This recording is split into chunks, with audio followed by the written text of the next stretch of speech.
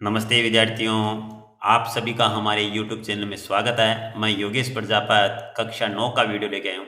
कक्षा 9 में विद्यार्थियों हमारी प्रश्नावली चल रही है 12.2, जिसके 8 तक के सवाल हमने पीछे की क्लास तक पूरे कर लिए हैं। आज हम 9वां सवाल हल करने जा रहे हैं, जिसको ध्यान से आपको देखना है। विद्यार्थियों, आपका सवाल है, एक खेत समलंब के आकार का है, जैसा कि आपको नजर आ रहा है, समलंब चतुर्भुज जिसकी समांतर भुजाएं 25 मीटर और 10 मीटर है। ये समांतर भुजाएं आपको नजर आ रही है, ये 10 मीटर की है और ये 25 मीटर की है। इसकी असमांतर भुजाएं 14 मीटर और 13 मीटर की है। देखिए, ये असमांतर भुजाएं, ये 13 मीटर की और ये 14 मीटर की है। इस खेत का क्षेत्रफल ज्ञात कीजिए। विद्यार्थियों, हमें इसका क्षेत्रफल ज्ञात करना है। जैसा कि विद्यार्थियों एक समलंब चतुर्भुज है, तो आप समलंब चतुर्भुज में 1/2 समांतर भुजाओं का योग गुणा में ऊंचाई वाला सूत्र लागू कर सकते हैं। लेकिन हमें इस सवाल में ऊंचाई नहीं दी हुई है, और ऊंचाई नहीं दी हुई है तो हम सीधा ये सूत्र काम में नहीं ले सकते हैं। तो विद्यार्थियों, पहले हमें इस समलंब चतुर्भुज की ऊंचाई ज्ञात करनी होगी, और ऊंचाई ज्ञात करने के लिए हम क्या करते हैं, जिसको ध्यान से आपको देखना है।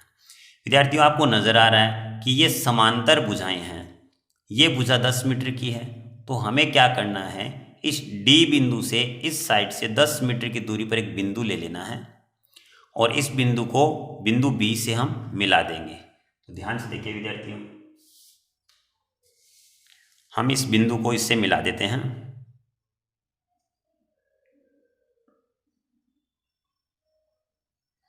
इसको मिलाने के बाद आप देखोगे कि यह दूरी आपकी 10 मीटर है,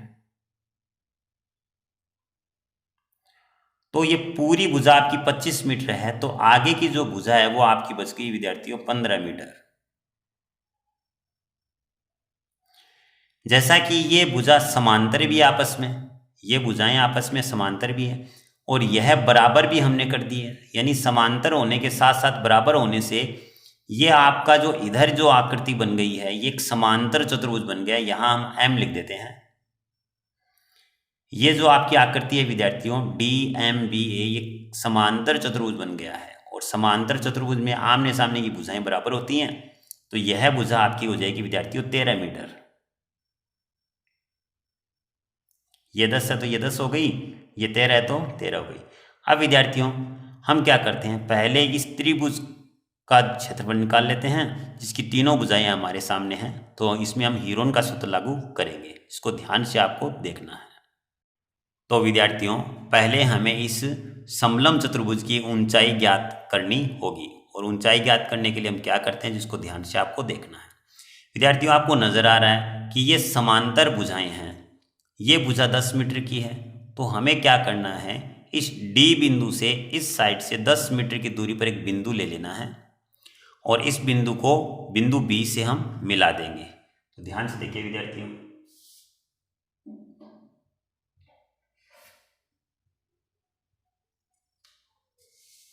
हम इस बिंदु को इससे मिला देते हैं।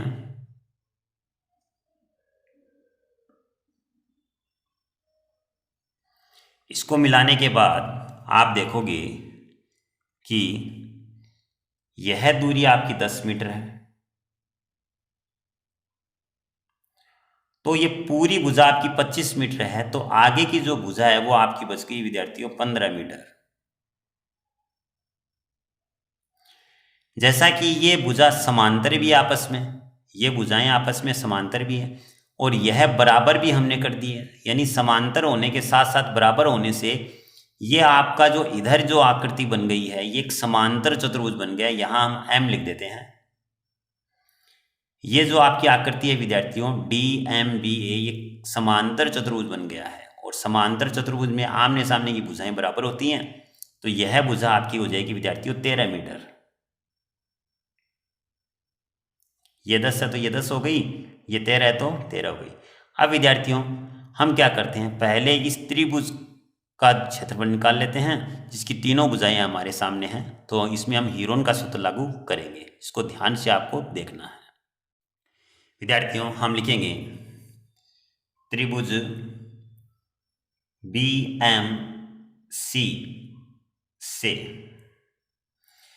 इसमें विद्यार्थियों त्रिभुज की तीनों भुजाएं हमारे सामने हैं, तो हम लिख देते हैं ए बराबर 13 मीटर, बी बराबर 14 मीटर और सी बराबर 15 मीटर।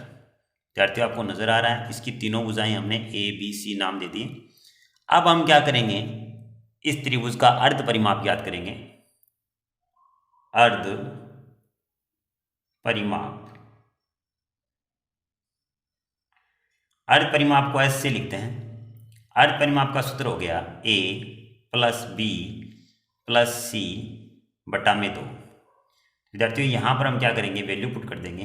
ए का मान आपको नजर आ रहा है 13, बी का मान 14 और सी का मान 15 और बट्टा में है विद्यार्थियों 2। हम निकाल रहे हैं एस का मान। अब विद्यार्थियों इन सभी को हम जोड़ लेते हैं, तो जोड़ेंगे तो हमारे हो जाएंगे विद्यार्थियों 42 और इसमें हम 2 का भाग दे देंगे। 2 का भाग जाएगा विद्यार्थियों आपका 21 बार। इस तरीके से विद्यार्थियों अर्ध परिमाप का मान आ गया है हमारा 21 मीटर। अर्ध परिमाप आने के बाद विद्यार्थियों हम हीरोन का सूत्र लागू कर देते हैं और इस त्रिभुज का क्षेत्रफल निकाल लेते हैं। तो हम लिखेंगे त्रिभुज बीएमसी का क्षेत्रफल बराबर, हीरोन का सूत्र लागू कर देते हैं विद्यार्थियों। हीरोन का सूत्र एस वर्गमूल के अंदर विद्यार्थियों एस, फिर ब्रैकेट में एस माइनस ए, एस माइनस बी और फिर एस माइनस सी। विद्यार्थियों ध्यान से देखिए, वैल्यू पुट करेंगे। सबसे पहले एस का मान पुट कर देते हैं। एस का मान आपको नजर आ रहा है विद्यार्थियों 21, फिर ब्रैकेट में 21 माइनस ए का मान आपको नजर आ रहा है 13, फिर 21 माइनस बी का मान 14 और फिर विद्यार्थियों 21 माइनस सी का मान 15। विद्यार्थियों ध्यान से देखिए, 21 हमने लिख दिया। 21 से विद्यार्थियों हम 13 घटाएंगे तो हमारा आ जाएगा 8 गुणा 21 से हम 14 घटाएंगे तो आएगा 7 गुणा 21 से 15 घटाएंगे विद्यार्थियों तो आपका आ जाएगा 6। विद्यार्थियों ध्यान से देखिए, अब हम वर्गमूल के अंदर इन सभी के अभाज्य गुणनखंड तैयार कर लेते हैं। जैसे 21 को हम लिख सकते हैं 3 गुणा 7, 8 को हम लिख सकते हैं विद्यार्थियों 2 गुणा 2 गुणा 2 और 7 आपका 7 रहेगा और 6 को हम लिख सकते हैं विद्यार्थियों 2 गुणा 3। विद्यार्थियों ध्यान से देखिए, आप देखोगे कि 3 इसमें 2 बार हो गया है गुणा में, तो 1 3 बाहर आ जाएगा। इसी प्रकार आगे देखेंगे तो 2 आप देखोगे 1 बार 2 बार 3 बार 4 बार है, यानी 2 जोड़े बन रहे हैं तो 2 बार 2 बाहर आ जाएगा। और 7 भी इसमें विद्यार्थियों 2 बार है तो 1 बार 7 आ जाएगा, यानी जोड़े में से एक संख्या बाहर आती है। इन सभी को विद्यार्थियों गुणा कर लेते हैं, तो गुणा करने पर हमारा आ जाएगा विद्यार्थियों 84 मीटर स्क्वायर। यह है विद्यार्थियों जो 84 मीटर स्क्वायर है वो आपका त्रिभुज का क्षेत्रफल आ गया। तो हम लिखेंगे त्रिभुज बीएमसी का क्षेत्रफल बराबर 84 मीटर स्क्वायर। विद्यार्थियों ध्यान से देखिए, अब हम इसमें जो आपका त्रिभुज है विद्यार्थियों उसमें हम एक ऊंचाई लेते हैं। तो ध्यान से देखिए किस प्रकार लेते हैं। यहां से हम ऊंचाई लेंगे विद्यार्थियों, लंब डालेंगे इसमें,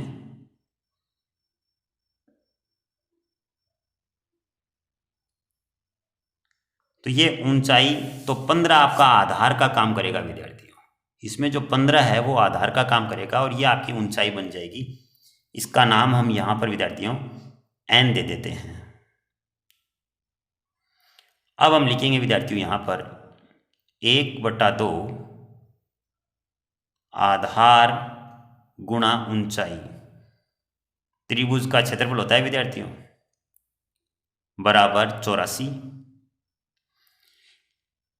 अब विद्यार्थियों आप देख रहे हो इसमें वैल्यू पुट करते हैं 1/2 आधार आपको नजर आ रहा है 15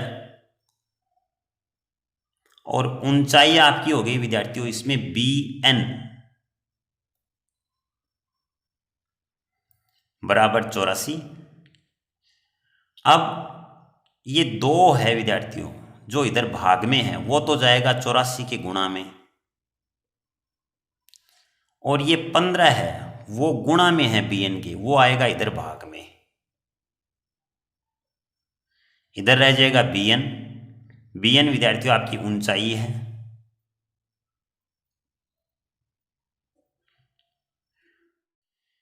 विद्यार्थियों इसको हम काट देते हैं, तो इसको हम 3 के पहाड़े से काटते हैं, तो 3 के पहाड़े से 15 विद्यार्थियों 5 बार कट जाएगा, और जो आपका 84 है विद्यार्थियों वो 3 के पहाड़े से 28 बार कटेगा। 28 को विद्यार्थियों हम 2 से गुणा कर देंगे, तो 28 गुणा 2 और बट्टा में आ गया 5। 28 को 2 से गुणा करेंगे विद्यार्थियों, यह बन जाएगा आपका 56 बट्टा में 5 मीटर। इस प्रकार विद्यार्थियों हमारे पास ऊंचाई आ गई है, और यह ऊंचाई आप जानते हो पूरे समलंब चतुर्भुज की ऊंचाई है। अब हम समलंब चतुर्भुज का क्षेत्रफल निकालेंगे। तो विद्यार्थियों हम लिखेंगे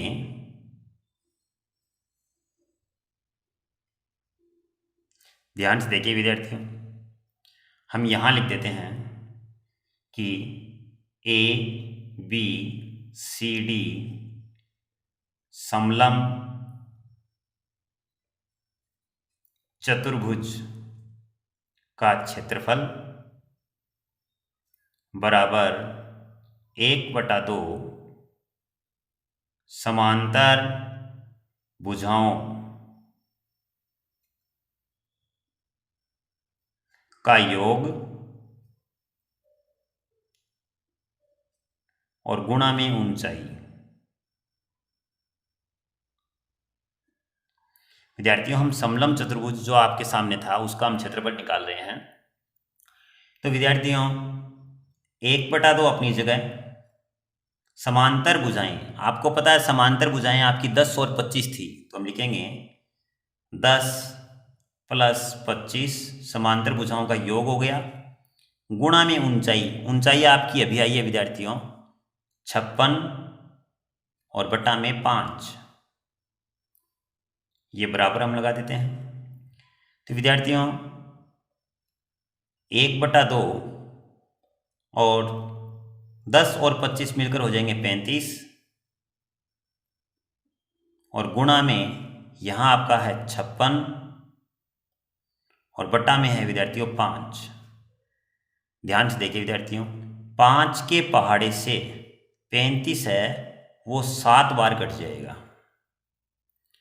और 2 के पहाड़े से 56 है विद्यार्थियों वो 28 बार कट जाएगा। तो हमारा रह गया विद्यार्थियों 7 गुणा 28। 7 को विद्यार्थियों हम 28 से गुणा कर देंगे तो हमारा आ जाएगा 196 मीटर स्क्वायर। यह विद्यार्थियों ABCD समलंब चतुर्भुज का क्षेत्रफल है, और यही हमें ज्ञात करना था।